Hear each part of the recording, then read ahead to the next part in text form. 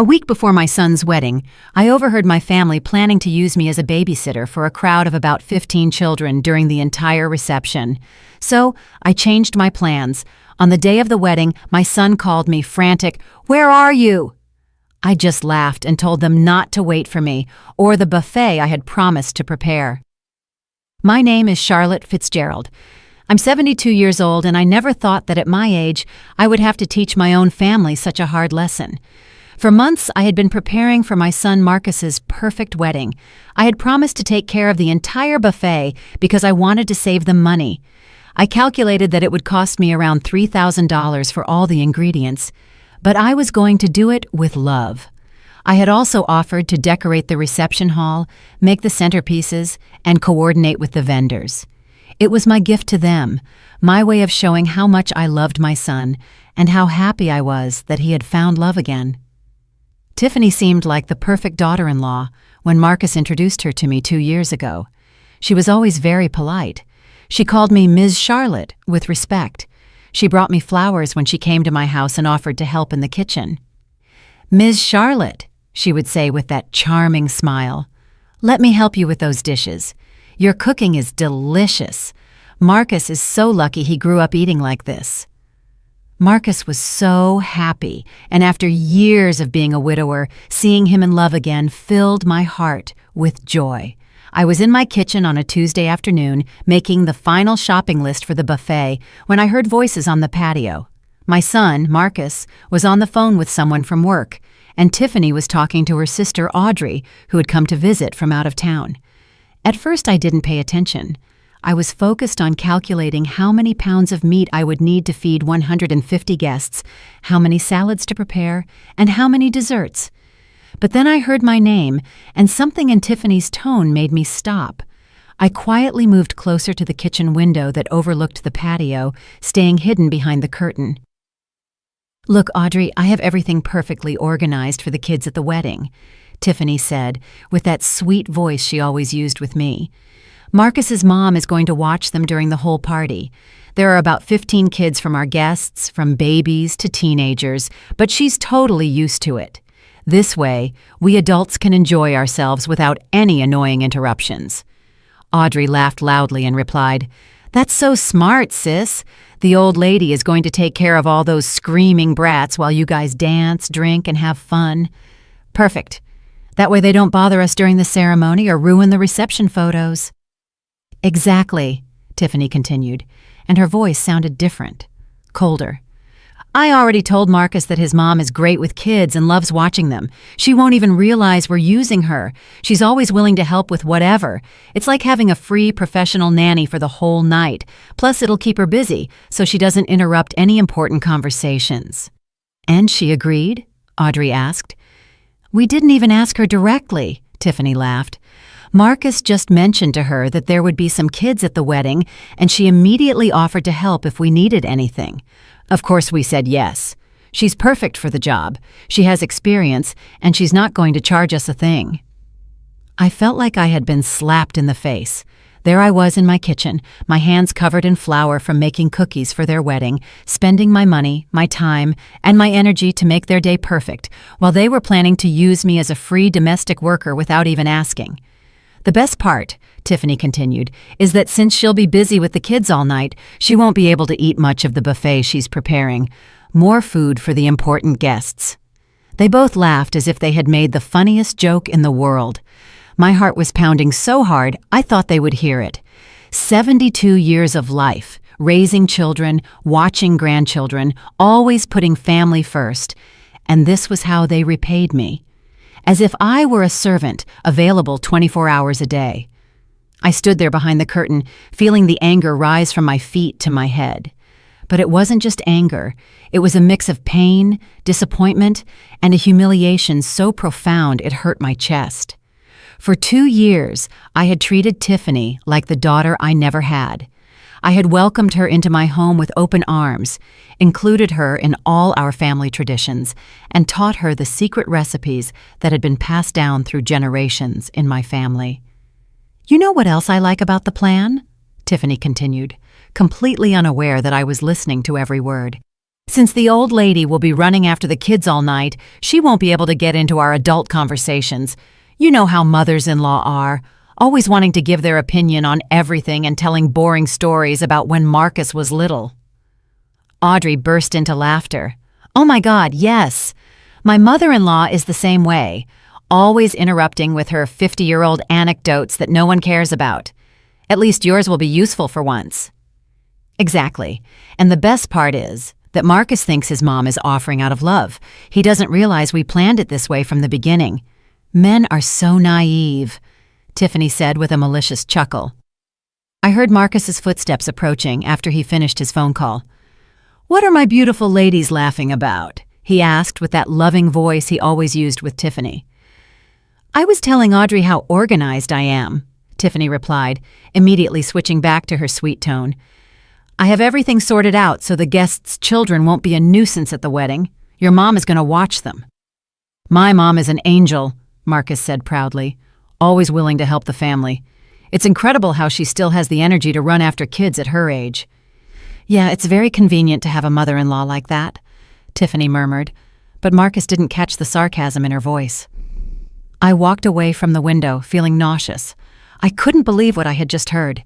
This woman who had acted like the perfect daughter-in-law for 2 years, who had made me feel loved and respected, who had even called me Mom on special occasions, actually saw me as a free employee and a nuisance. I went up to my room, my legs trembling. I sat on the edge of my bed, the same one where I had slept next to my husband for 30 years before cancer took him. I looked at the family photos on my nightstand. Marcus graduating from college, his first communion, our vacations at the beach when he was a boy. I had dedicated my entire life to being the best mother I could be, and now that I thought I was getting a daughter, I discovered I was just a useful tool. Over the next few days, I acted as if nothing had happened.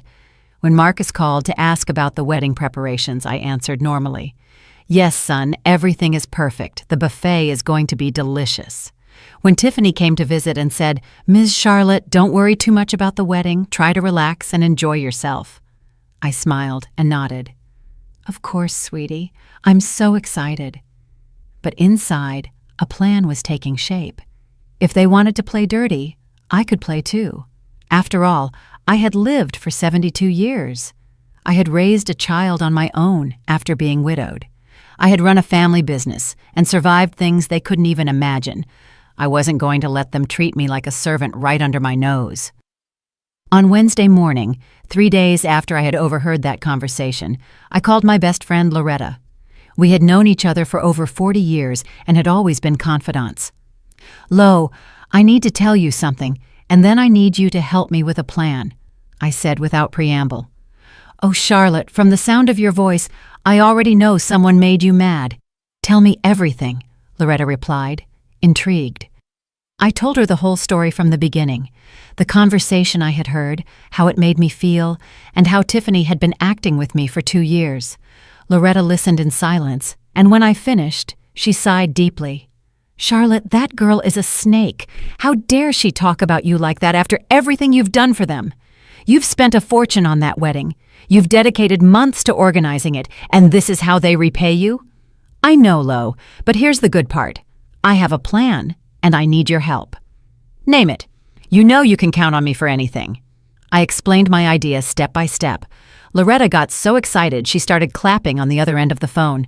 Charlotte, you're a genius. That spoiled girl is going to get the surprise of her life. Count on me. I've got your back on this. On Thursday, I began to execute the first part of my plan. I called all the caterers I had hired for the buffet. Good morning, this is Charlotte Fitzgerald.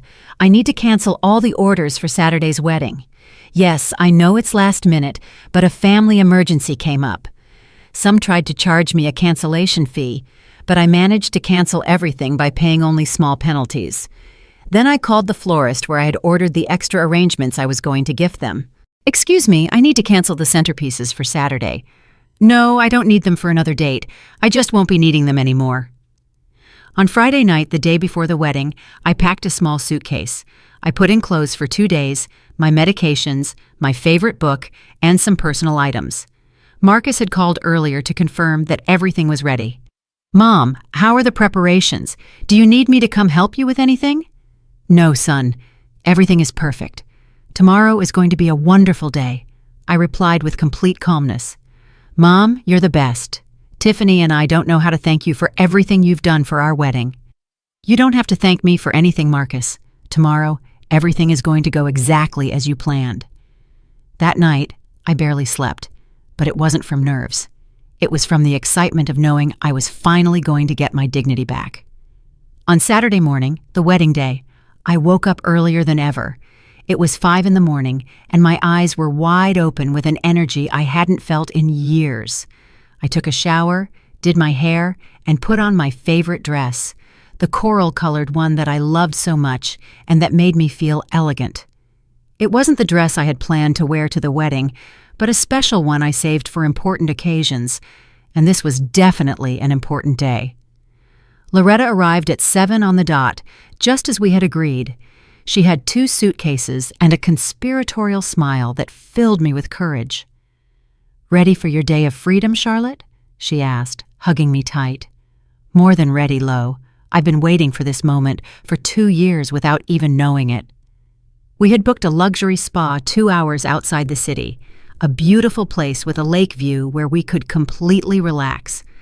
The plan included massages, facials, gourmet food, and a room with a jacuzzi. Everything I had saved for the wedding buffet, I was now going to spend on myself for the first time in decades. Before leaving, I wrote a letter that I left on the kitchen table, right where Marcus always sat when he came to visit. "Dear Marcus, by the time you read this letter, I'll be enjoying a well-deserved rest. For months, I prepared everything to make your wedding perfect, but yesterday, I found out that Tiffany and you had other plans for me. Apparently, my role in your special day was to be the free nanny for 15 children during the whole party, without anyone bothering to ask me if I wanted that job. Since the buffet I promised was also part of my unconsulted duties, I decided to cancel everything. I hope you find a quick solution. I'll be back Sunday night. With love, but with dignity. Mom." While Loretta loaded the suitcases into the car, I took one last look around my house. I looked at the kitchen where I had planned to cook all night for the buffet, the dining room where I had been organizing the centerpieces, the living room where I had tried different flower arrangements. All of that had been done with love, but that love had been misinterpreted as obligation. "Charlotte, are you sure about this?" Loretta asked me when I got in the car. "Because once we start, there's no turning back. Lo, I'm 72 years old. If I don't stand up for myself now, when will I?" "Start the car." The drive to the spa was liberating. As we watched the scenery pass by the window, Loretta and I talked about everything we had lived through together over the years. "Remember when our kids were little and we thought the biggest problems were that they didn't want to eat their vegetables?" Loretta laughed. "I miss those simple problems," I replied. "At least back then, when you did something out of love, it was received as love, not as servitude." We arrived at the spa at 10 in the morning. The place was even more beautiful than I had seen in the online photos. Perfectly manicured gardens, a spectacular view of the lake, and a peaceful atmosphere that immediately calmed me down. The receptionist greeted us with mimosas. "Welcome, ladies. Your rooms are ready, and your treatments will begin in 1 hour. Is this a special occasion?" "Yes," I replied with a genuine smile. "I'm celebrating my independence." As I settled into my beautiful room with a lake view, I started to imagine what was happening back in the city. The wedding was scheduled to start at 4 in the afternoon, but buffet preparations usually began very early. Marcus would probably be calling me from 9 a.m. to ask if I needed help loading the food. At 11:30, just as I was entering my first massage treatment, my phone started to ring. It was Marcus. I let it ring. 5 minutes later, it rang again and again. I turned the phone off. "Miss Charlotte, is everything okay?" the masseuse asked, seeing my smile. "Perfectly fine, dear. Please continue." For the next 3 hours, I dedicated myself completely to enjoying myself. The hot stone massage relaxed muscles I didn't even know were tense. The facial left my skin glowing. Loretta and I had lunch at the spa restaurant. Delicious food that I didn't have to cook myself, served by people who treated me with respect and kindness. "You know what I like most about all this?" I said to Loretta as we drank white wine on the terrace overlooking the lake. "What is it?" "That for the first time in 2 years, I'm doing exactly what I want to do when I want to do it, without having to ask anyone if it's okay or if they need me to do something else first." Loretta raised her glass. "I'll drink to that, and to the look on Tiffany's face right now." At 3 in the afternoon, I decided to turn my phone back on. I had 17 missed calls from Marcus, 8 text messages, and, surprisingly, 3 calls from Tiffany. Marcus had never called me so many times in a row in his entire life, not even when his father was in the hospital.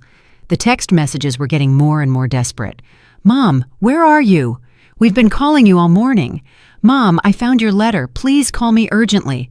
Mom, the wedding starts in an hour. Please answer. Mom, where's the food? The guests are already arriving. Mom, please, can we talk about this after the wedding? We need to solve the buffet situation now. Mom, Tiffany is crying. Please help us." The last message had arrived 15 minutes ago. "Mom, I know you're mad, but there are 15 children here, and we don't know what to do with them. Their parents are asking who's going to watch them." I took a deep breath and dialed Marcus's number. He answered on the first ring. "Mom, where are you?" he yelled, with a desperation I had never heard from him before. "Hi, son. I'm at a beautiful spa with Loretta enjoying a chocolate massage. How's your wedding going?" "Mom, this can't be happening. The guests are already here, and there's no food. The caterers are asking where the buffet is. Tiffany won't stop crying." "Oh, son, didn't you read my letter? I explained everything in there. I canceled the buffet when I found out that my real job was to be a nanny, not a guest." "But Mom, the wedding has already started. We can't cancel now." "Marcus, you're a 45-year-old man with a good job and a fiancé who's apparently very good at organizing. I'm sure you'll find a solution. Is there a fast food restaurant nearby?" "Mom, you can't be serious." "Son, I've never been more serious in my life. Enjoy your wedding. We're going to enjoy our spa. Oh, and don't expect me early tomorrow. We're going to have breakfast here, too." "Wait, Mom, Tiffany wants to talk to you." I heard noises, crying in the background, and desperate voices. Then Tiffany's voice came on, no longer with her usual sweet tone. "Charlotte, you can't do this to us. You promised the buffet. There are 150 people here." "Tiffany, my dear," I replied in the calmest voice I could muster. "I promised the buffet when I thought I was a special guest at your wedding. But when I found out I was actually the free domestic worker, I changed my mind. As the saying goes, labor is paid, and I never charged for my services." "But the kids! There are 15 kids here, and their parents expect someone to watch them." "Yes, I imagine that must be very difficult. Don't you have a sister who can help you?" "What was her name?" "Audrey. I heard she thinks I'm very good with kids." The silence on the other end of the phone was delicious. It lasted for a few seconds that felt like an eternity. I could hear the chaos in the background, children crying, adults talking loudly, and what sounded like someone desperately moving tables and chairs. How do you know about Audrey?" Tiffany stammered, and for the first time in 2 years, her voice sounded broken, without that fake confidence she always showed. "Oh, sweetie, you learn a lot of things when you're 72 years old. One of those things is that walls have ears, especially when people talk so loudly on my patio." "Charlotte, please, can we talk about this later? Right now I need you to—" "No, Tiffany, you don't need anything from me. Based on what I heard, what you need is a professional nanny. I suggest you look in the yellow pages. I think they charge around $10 an hour per child. Let's see, 15 kids for 6 hours is $900. Cheap compared to the $3,000 I spent on your buffet." I heard Tiffany yelling at someone in the background. "Marcus, your mom has gone crazy. She says she knows everything we talked about." Then I heard Marcus's voice again, but now it sounded different. Deeper, like when he was a boy and knew he had done something wrong. "Mom, did you hear us when we were talking on the patio?" I heard a lot of interesting things, son. For example, that I'm an old lady who's useful for keeping busy so I don't interrupt important adult conversations. I also heard that I'm apparently so used to watching children that I wouldn't even realize you're using me. And my favorite, that I'm like having a free professional nanny for the whole night. The silence was even longer this time. Loretta, who had been listening to the whole conversation from her chair on the terrace, gave me a thumbs up. "Mom," Marcus began in a scolded child voice. "Marcus, you're 45 years old. You're a successful, intelligent man. Did it seriously never occur to you to ask me if I wanted to spend your whole wedding running after 15 kids instead of enjoying my only son's celebration?" We thought you liked to watch kids. I like to watch my grandchildren once in a while, Marcus. I don't like being the official wedding nanny without anyone consulting me, and I definitely don't like to hear that my daughter-in-law thinks I'm a nuisance that needs to be kept busy so I don't get in the way. Tiffany didn't say that. Marcus, I'm 72. I don't have Alzheimer's. I heard every word. I heard when your wife told her sister that she was smart for getting a free nanny. I heard when they laughed about how I wouldn't be able to eat much of the buffet because I would be busy. I heard when Audrey said that at least her mother-in-law would be useful for once.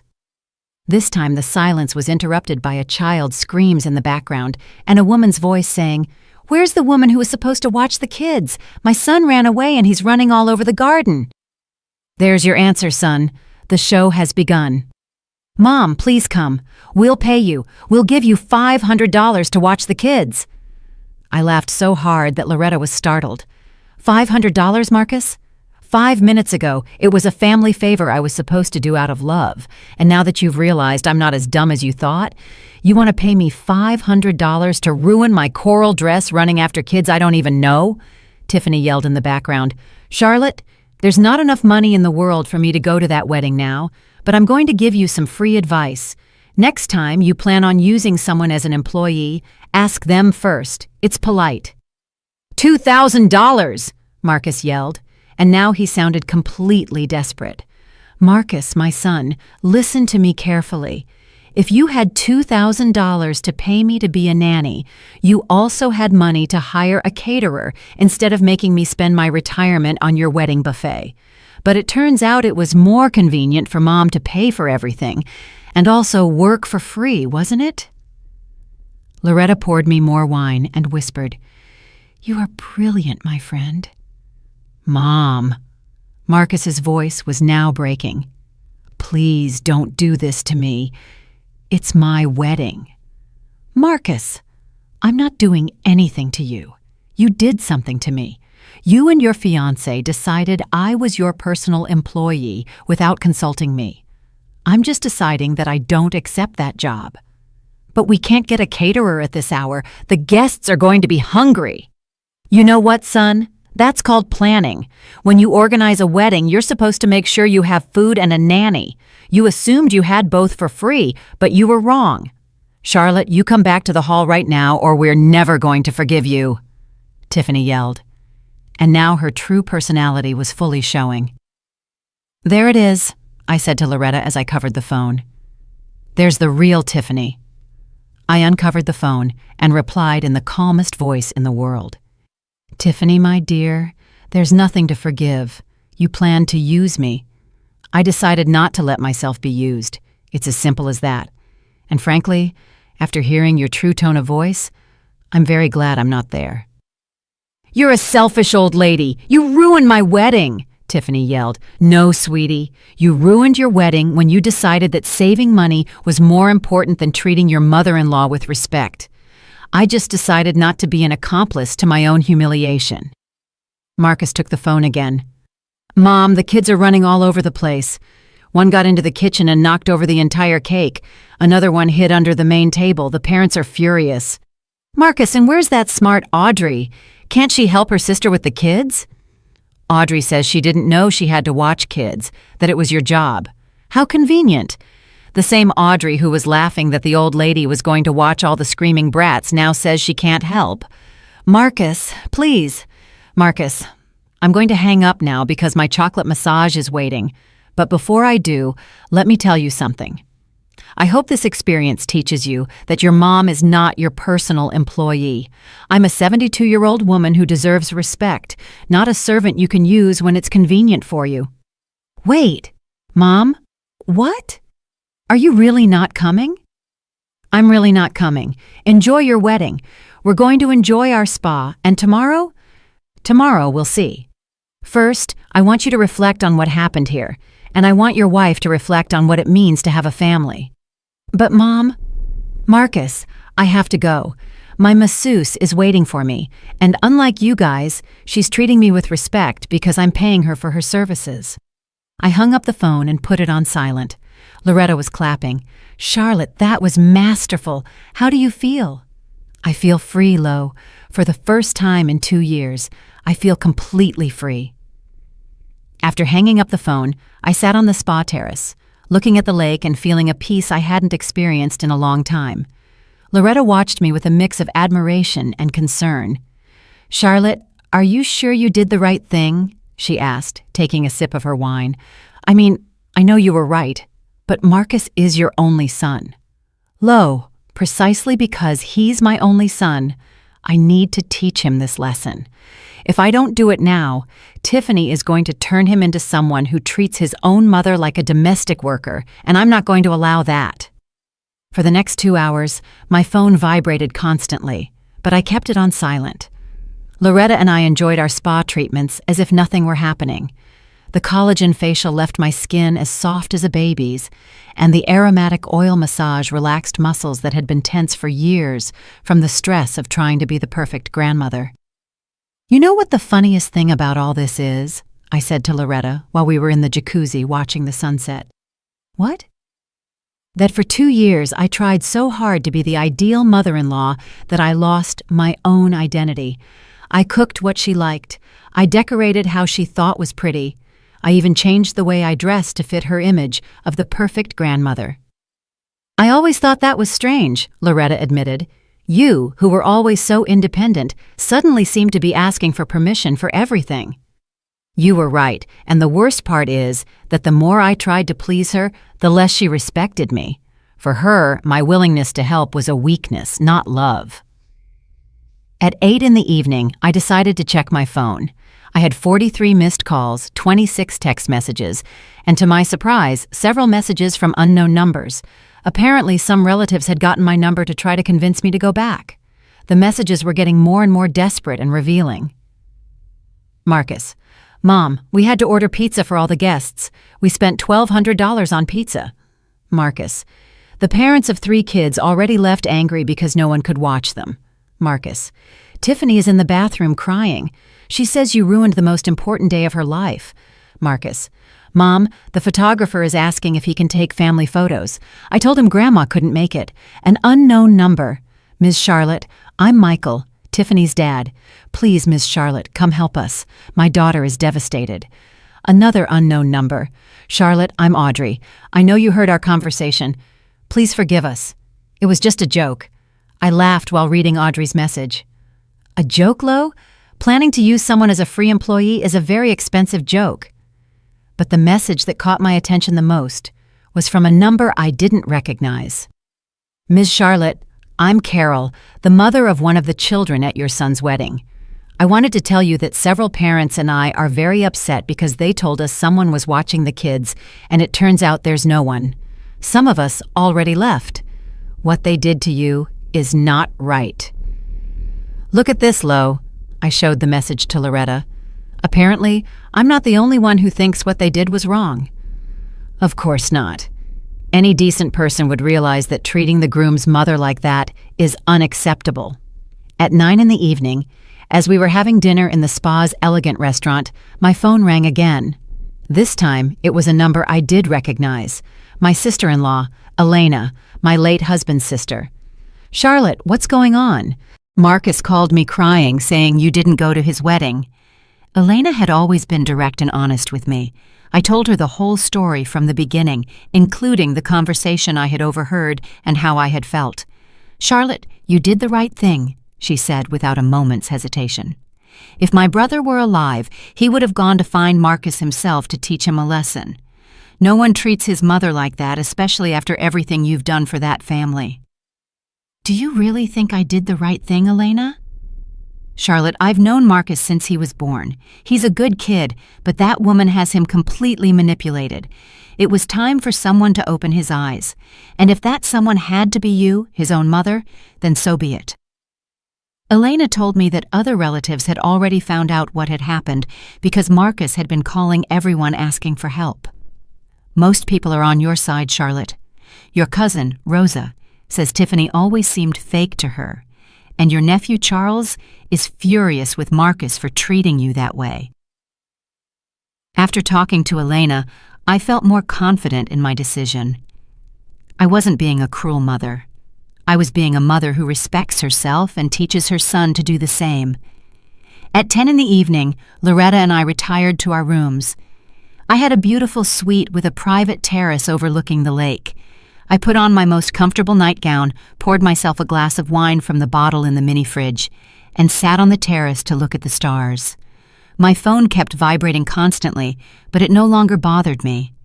Every vibration was a confirmation that I had made the right decision. If Marcus and Tiffany were truly sorry for what they had done, they would have sent a message sincerely apologizing instead of continuing to try to manipulate me to solve their problem. Finally, at 11 at night, I decided to read all the messages that had arrived in the last 3 hours. Marcus: "Mom, the wedding is over. It was a total disaster." Marcus: "The kids broke 2 centerpieces and stained a guest's dress." Marcus: "Tiffany's sister had to watch some of the kids and she's furious with us." Marcus: "Tiffany says she won't forgive me for my mom ruining her wedding." Marcus: "Mom, why are you doing this to me? I thought you loved me." That last message hurt my heart, but it also confirmed that Marcus still didn't understand anything. It wasn't about love, it was about respect. I could love my son with all my heart and at the same time refuse to allow him to disrespect me. I decided to respond to only that last message. "Marcus, it's precisely because I love you that I won't allow you to treat me like an employee. A son who loves his mother doesn't plan to use her without consulting her. A son who loves his mother doesn't allow his wife to make fun of her. I love you, but I also love myself, and it was time for you to know that." The response came immediately. Marcus: "Mom, Tiffany is saying maybe it's better if we move to another city. She says she can't live in the same place as someone who ruined her wedding." I read that message 3 times before responding. Tiffany was playing her final card, emotionally blackmailing Marcus, threatening to take him away from me.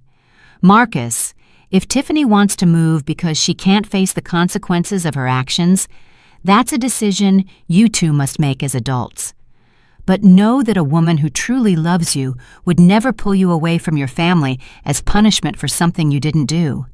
There was no response after that. I stayed on the terrace until very late, listening to the sound of the water on the lake and feeling a deep tranquility. For the first time in 2 years, I wasn't worried about whether I had pleased someone else. I wasn't thinking about what I could cook for Marcus tomorrow, what favor I could do for Tiffany, or how I could be a better mother-in-law. I was thinking about me, about Charlotte, about the 72-year-old woman who had raised a wonderful son, who had maintained a happy marriage for 30 years, who had survived widowhood with dignity, and who deserved to be treated with respect by her own family. That night, I slept better than I had in months. On Sunday morning, I woke up with a strange feeling. I felt rested and at peace. It had been a long time since I had woken up without that constant anxiety of thinking about what I would need to do to keep everyone happy. Loretta and I had agreed to meet for breakfast at 9, but I was already awake at 7, enjoying the silence and the view of the lake from my terrace. My phone had remained silent all night, which seemed more significant to me than all the desperate messages from the day before. Either Marcus had finally gotten the message, or he was so angry that he had decided not to talk to me anymore.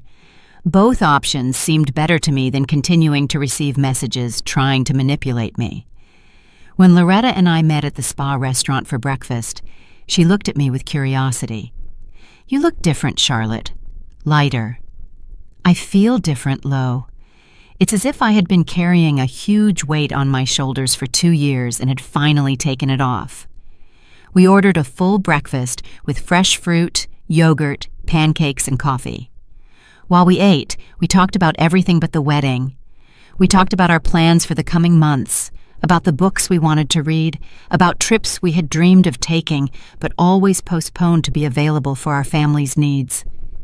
You know what, Lo? I think we're going to take that trip to Europe we've always planned. Seriously? You're not going to wait to see if Marcus and Tiffany need you to watch their future kids? Marcus is 45 years old. If he decides to have kids, he can hire a nanny like all normal people do. I'll be available as a grandma, not as a domestic worker. After breakfast, we decided to extend our stay a little longer. We booked the private jacuzzi for 2 more hours and spent the morning completely relaxing. It was the first time in years that I had spent so much time thinking only about my own well-being. At noon, as we were packing our things to go back, I decided to turn on my phone again. I had 3 new messages, all from Marcus, sent in the early morning. Marcus: Mom, Tiffany and I talked all night. She's very hurt, but she admits that maybe we didn't treat you well. Can we talk when you get back? The messages were different, less desperate, more reflective. But I also noticed something important. There was no real apology, just an admission that maybe they hadn't treated me well. Maybe wasn't enough for what had happened. I decided not to answer yet. I wanted to get home, settle into my own bed, and think carefully about what I wanted to say and how I wanted to say it. The trip back was quiet. Loretta and I talked about what this weekend had meant to me. You know what's the most important thing I learned, Lo? That you can love your family and set boundaries at the same time. For all these years, I thought that loving meant saying yes to everything. But now I understand that sometimes loving means saying no. That's a lesson that many women of our generation need to learn, Loretta replied. We were raised to believe that our worth depended on how much we sacrificed for others. I arrived home at 5 in the afternoon. The house felt different, as if it had been empty for much longer than 2 days. I made myself some tea, put on my most comfortable clothes, and sat on my favorite armchair in the living room. It was time to decide what to do next. At 6 o'clock, the doorbell rang. I looked out the window and saw Marcus's car parked outside. He was standing at my door, alone, with his head down. I took a deep breath and went to open it. "Hi, Mom," he said in a soft voice. He looked tired, as if he hadn't slept in days. "Hi, Marcus. Come in." We sat in the living room, him on the sofa, and me in my armchair. The silence stretched for a few minutes, until Marcus finally spoke. "Mom, I have to apologize." "I'm listening." "Tiffany and I talked all night after the wedding.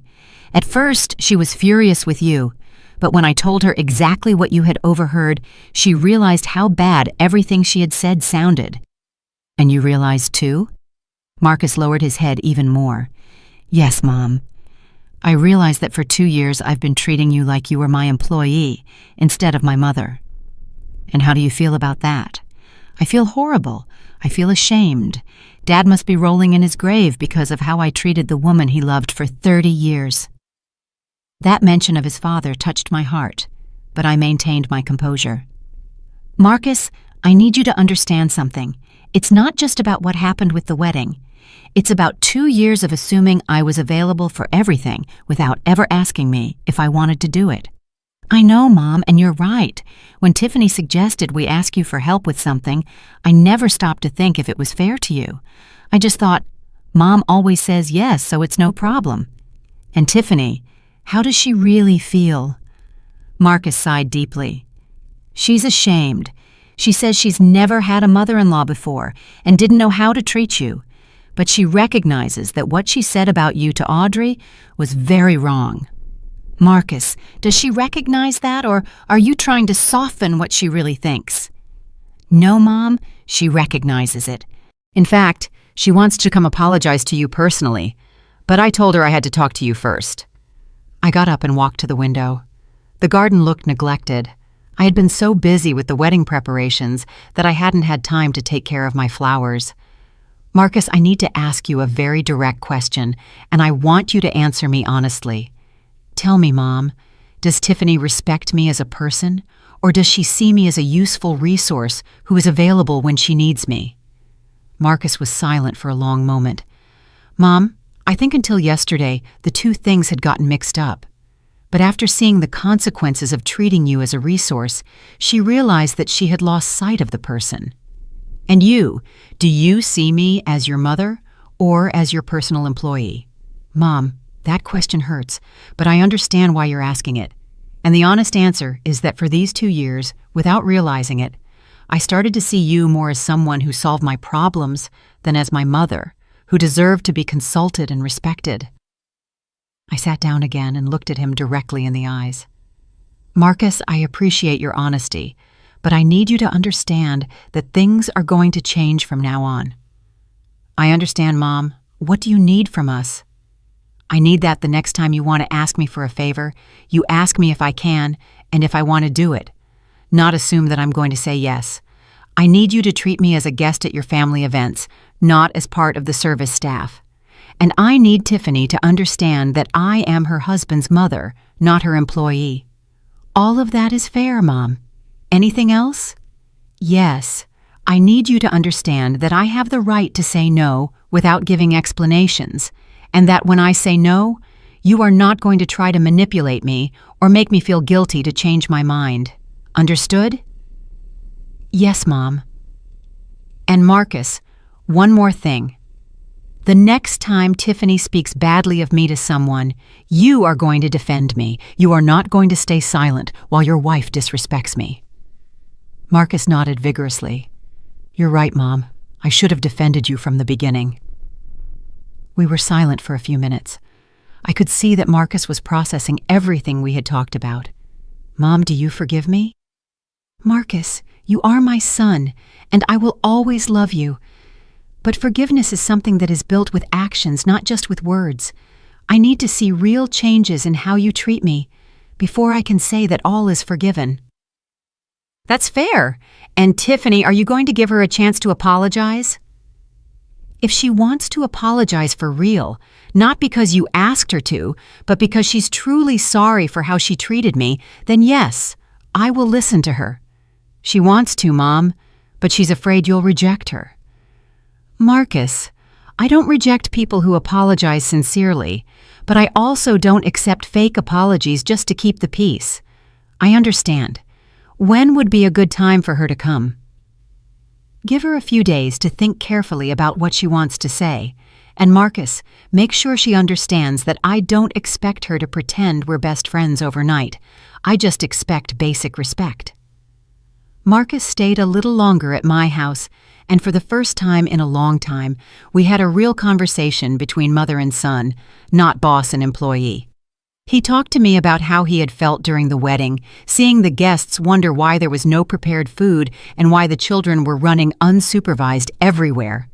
Mom, when the parents started asking me where the person who was going to watch the kids was, I realized that we had never asked you if you wanted to do that job. We just assumed it. And how did you feel when you realized that? I felt like an idiot, Mom, and I was ashamed that my own mother had to teach me such a basic lesson about respect. When Marcus left that night, I thought about our conversation. He seemed genuinely sorry, but I also knew that apologies are easy when you're faced with the consequences of your actions. The real test would be to see if the changes lasted beyond this crisis. The next 3 days were quiet. I didn't receive any calls asking for favors, no messages assuming I would be available for something. It was a strange but liberating feeling. For the first time in 2 years, my days were completely my own. On Wednesday afternoon, Marcus called me. Mom, Tiffany wants to come talk to you tomorrow afternoon if you agree. Is she sure she wants to do it, or does she feel obligated? She's sure, Mom. She's been very quiet these past few days, reflecting on everything that happened. Okay, tell her to come tomorrow at 4. Thanks, Mom. It means a lot to both of us that you're giving her this opportunity. Marcus, I'm not doing it for you. I'm doing it for myself because I want to know if the situation has a solution or if I need to accept that my daughter-in-law and I are never going to get along. On Thursday at 4 on the dot, the doorbell rang. When I opened the door, I was surprised to see Tiffany. She looked completely different from how I had always seen her. She wasn't wearing makeup. Her hair was pulled back in a simple ponytail, and she was dressed in jeans and a simple blouse.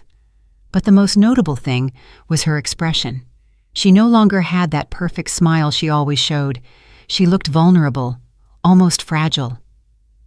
"Hi, Ms. Charlotte," she said in a soft voice. "Thank you for seeing me. Come in, Tiffany. Sit wherever you want." She sat on the edge of the sofa, as if she were ready to run out at any moment. I sat in my armchair and waited for her to speak. "I don't know where to start," she admitted after a few minutes of silence. "Start wherever you feel comfortable." "Ms. Charlotte, I want to apologize for everything I said about you. It was cruel, disrespectful, and completely unfair." "And why did you say it?" Tiffany lowered her head. "Why?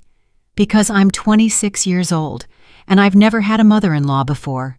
My mom died when I was 15, and my dad remarried a woman who never loved me. When I met Marcus and I met you, I didn't know how to handle having a mother figure again." "And your solution was to treat me like an employee?" "It wasn't conscious, Ms. Charlotte. At first you intimidated me a lot. You're so self-assured, so good at everything you do, so loved by the whole family. I felt like I would never measure up." "Tiffany, that doesn't explain why you talked about me that way with your sister." Tiffany was silent for a long moment, and when she spoke again, her voice was barely a whisper. "Because when you feel insecure, sometimes you try to make yourself feel better by making others seem less important. I know it sounds horrible, but it's the truth." "At least you're being honest." "Miss Charlotte, when you didn't show up at the wedding and I read your letter, I realized something terrible. I realized that I had been trying to turn Marcus into someone who put my comforts before his own mother, and that's very wrong." "And how do you feel about that?" "Now I feel ashamed. I feel guilty, and I feel sad because I lost the opportunity to have a real relationship with the woman who raised the man I love." Tears began to roll down her cheeks, and for the first time since I had known her, they seemed genuine, not calculated. "Tiffany, I appreciate your honesty, but I need to ask you something directly. Do you really want a relationship with me, or do you just want to fix this so Marcus is happy?" At first, I admit that I just wanted to fix things so Marcus wouldn't be sad, but these past few days, I've been thinking a lot, and I realized that I also lost something important. I lost the opportunity to have a mom again. "Tiffany, I can't be your mother. Your mother died, and no one can replace her, but I can be your mother-in-law who respects you and expects respect in return." "That's all I want, Ms. Charlotte. Mutual respect and a chance to start over." "And are you really willing to change the way you treat me?" "Yes. I will no longer assume that you are available to help us. I will ask you before planning anything that involves you, and I will try to include you as family, not as service staff. And what happens if I say no to something you ask me? Then I will respect your decision without trying to make you feel guilty." We were silent for a few minutes. I could see that Tiffany was waiting for my answer, but I needed time to process everything she had said. "Tiffany, I'm going to be honest with you. I don't trust you yet. You're going to have to show me with actions that these changes are real, not just words to get out of trouble. I understand completely. What do you need me to do?" "I need time. I need to see how you treat me in the coming months when you're not in crisis. Are you going to give me that chance?" "Yes, Tiffany. I'm going to give you a chance, but it's going to be the only one. If you disrespect me or treat me like an employee again, there will be no second chance." "I understand. And, Ms. Charlotte, is there anything specific I can do to start rebuilding your trust?" I thought about her question for a few moments. "Yes, there is. I want you to tell your sister Audrey what really happened. Not a softened version, but the complete truth. I want her to understand that what you guys said about me was wrong." Tiffany nodded immediately. "I already did, Ms. Charlotte. I called her on Monday and told her everything. She wants to apologize to you, too." "I don't need Audrey to apologize to me. I don't know her well enough for her opinions to matter to me, but I do need her to understand that she can't talk about me that way when she comes to my house. She understands. In fact, she's very ashamed of what she said. Okay, anything else you want to tell me? Yes. I want to thank you for teaching us this lesson. I know it wasn't your responsibility to educate us about respect, but you did it in a way that we'll never forget. Tiffany, I didn't want to teach you any lesson. I just wanted to be treated with dignity, and I had every right to demand that. Ms. Charlotte, do you think one day we can have a normal mother-in-law and daughter-in-law relationship? That's going to depend on you, Tiffany. I'm willing to try if you really change. I will change, I promise. Don't promise me anything. Just show me. Tiffany got up to leave, but before she reached the door, she turned back to me. Ms. Charlotte, can I ask you something? Tell me, how can I be a good daughter-in-law? I honestly don't know how. Her question surprised me with its simplicity and honesty. Tiffany, being a good daughter-in-law is the same as being a good person. Treat others the way you want to be treated. Ask before you assume. Respect boundaries, and remember that behind every favor someone does for you is a person who chose to help you. Can I ask you when I have questions about something? If they're genuine questions and not disguised manipulation, yes. Thank you, Ms. Charlotte. Thank you for everything. When Tiffany left, I sat in my living room, feeling a mix of cautious hope and emotional exhaustion. The conversation had seemed sincere, but only time would tell if the changes would be lasting. The next 2 weeks were revealing. For the first time in 2 years, Marcus and Tiffany didn't call me asking for any favors. There were no messages assuming I would be available to cook, clean, or watch something. At first, I thought they were angry and punishing me with silence. But then I realized that they were simply respecting my space like they never had before. The first real test came on the Friday of the second week. Marcus called me around 7 in the evening, and by the tone of his voice, I could tell he was nervous. Mom, I need to ask you a favor. My heart sank a little. They were going back to their old patterns. Tell me, Marcus. Tiffany's birthday is on Saturday, and I wanted to throw her a surprise party. Could you help me organize it? Marcus, are you asking me to organize the whole party for you? No, Mom, not at all. I already hired the caterer, booked the venue, and sent the invitations. I just need help with the decorations because you have a great eye for those things. But obviously, I'll pay you for your time and your ideas. I was surprised. Marcus had done most of the work himself. He was just asking me for specific help with something he knew I was good at and was offering to pay me. Marcus, you don't need to pay me for helping with the decorations. That's something I can do as a gift for Tiffany, but I appreciate that you asked instead of assuming. You would really help me? Of course. It seems like a very sweet gesture on your part. Thanks, Mom. And if at any point you feel it's too much work, just tell me, and I'll hire someone else. Okay, son. That conversation confirmed that the changes were real. Marcus had learned to plan his own events, not to assume my availability, and to offer compensation for my time. But more importantly, he had learned to give me an out without making me feel guilty. The Saturday of Tiffany's birthday party was a complete revelation. Marcus and I spent the morning decorating his backyard with golden balloons and fresh flowers. He had bought all the materials and just needed my ideas on how to combine the colors and where to place everything. We worked together as a team, talking and laughing as we transformed the space. Mom, this looks beautiful, Marcus said as we hung the last of the lights. Tiffany is going to be so excited. I hope so. You can tell you love her very much. I do, but I also learned that loving my wife doesn't mean I have to stop respecting my mother. I'm glad you learned that, son. When Tiffany arrived that night, pretending she was just coming to an intimate dinner, her surprise was genuine and moving. Seeing the decorated backyard and all her friends waiting for her, she started to cry with joy. I can't believe you did all this, she exclaimed, hugging Marcus. Ms. Charlotte helped me with the decorations, Marcus said. She has an incredible talent for these things. Tiffany came over and gave me a sincere hug. Thank you, Ms. Charlotte. Everything looks gorgeous. It was my pleasure to help, Tiffany. Happy birthday. During the party, I observed how Marcus and Tiffany interacted with me. They included me in conversations. They introduced me to their friends as Marcus's mom, with pride, not as the woman who had helped with the decorations. They seated me at the main table as family, not at a separate table as service staff. The most significant thing of all was when one of Tiffany's friends commented on how beautiful the decorations were.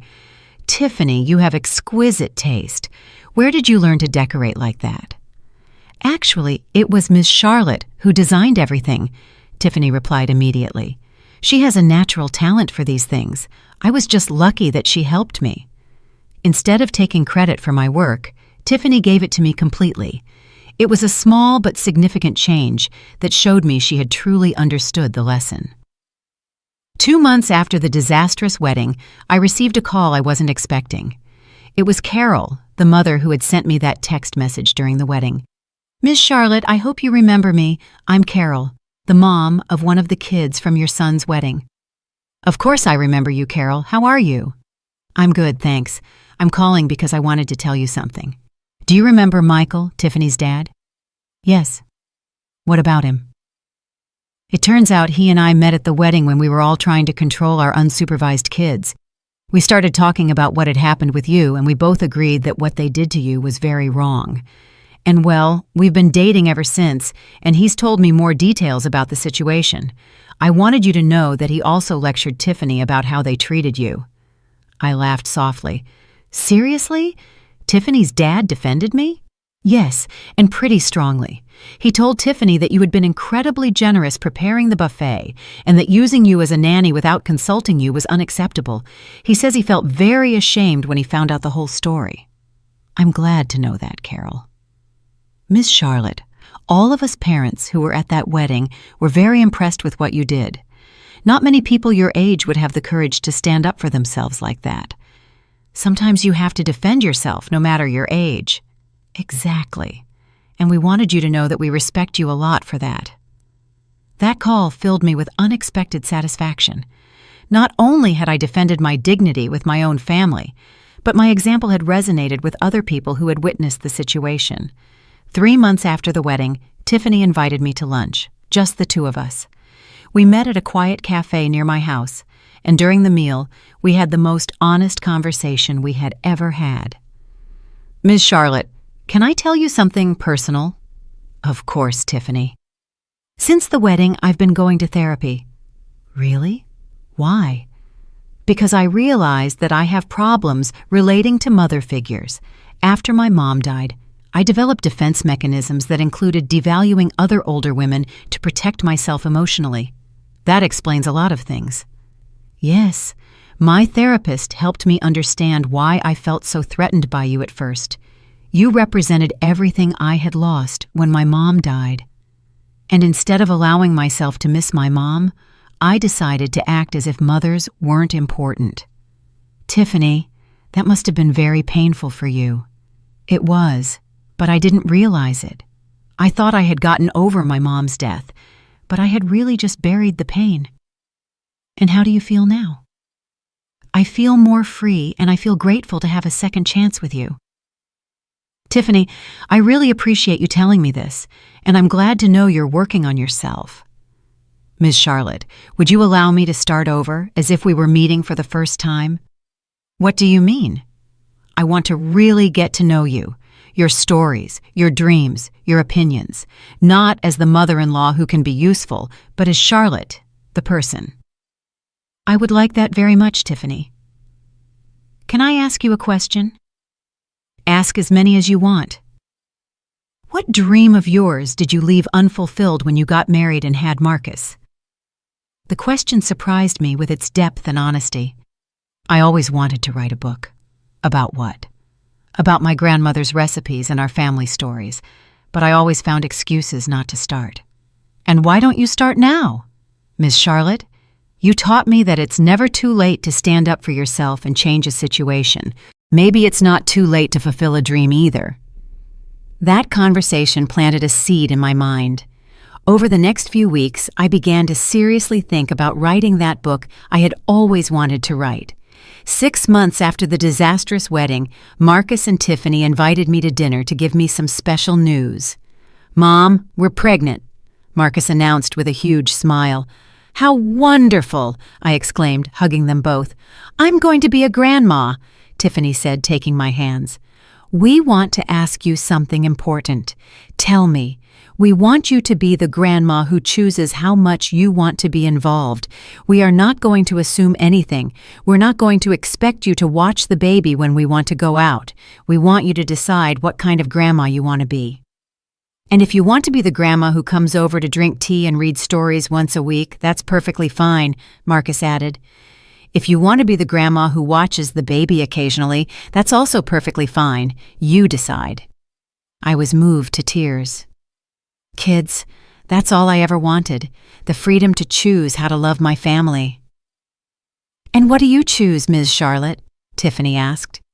I choose to be a grandma who is available when you really need me, but who also has her own life, her own plans, and her own dreams. Perfect, Marcus said. That's exactly what we want. A year after the disastrous wedding, I published my book of family recipes. It was called Cooking with Love, Serving with Dignity, Recipes and Reflections of a Modern Grandma. Tiffany helped me promote it on social media, and Marcus organized a book launch party at his house.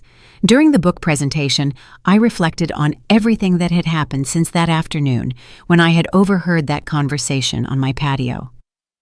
This book, I told the guests, is not just about recipes. It's about the importance of maintaining our dignity while we serve the people we love.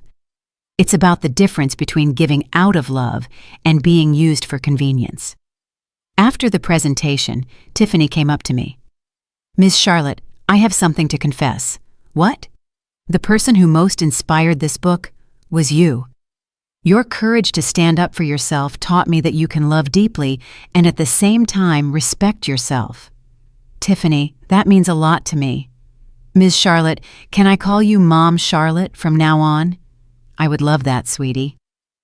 That night, as I signed copies of my book, I realized that the decision not to go to that wedding had been the best decision I had made in years. Not only had I regained my dignity, but I had also taught my family the true meaning of mutual respect. Now I'm 73 years old, with a grandchild on the way, a published book, and a family that treats me as the respected matriarch I always should have been. Sometimes, saying no is the most powerful way to say yes to yourself.